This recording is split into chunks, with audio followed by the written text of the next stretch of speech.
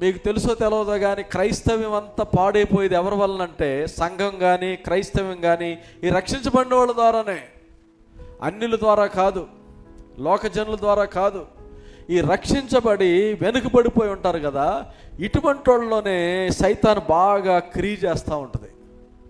వెనకబడిపోయినటువంటి మాటలు, వెనకబడిపోయిన క్రియలు, ఇవన్నీ కూడా ఒక్కసారిగా మనం రక్షించబడి వెనకబడిపోతే సైతానుడు వచ్చి క్యాచ్ చేస్తాడు.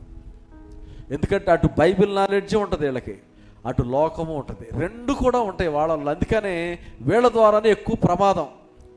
ఈ వెనకబడిపోయిన వాళ్ళ ద్వారానే సంఘానికి, సేవకి, మీలో కొద్దిమందికి ప్రమాదం వాళ్ళ ద్వారానే. ఎందుకంటే వీరు పేర్లు జీవగ్రంథంలో రాయబడినాయి, కానీ ఇక్కడ చదువుతున్నటువంటి విషయం ఏంటంటే అప్పుడు గ్రంథములు వెప్పబడెను.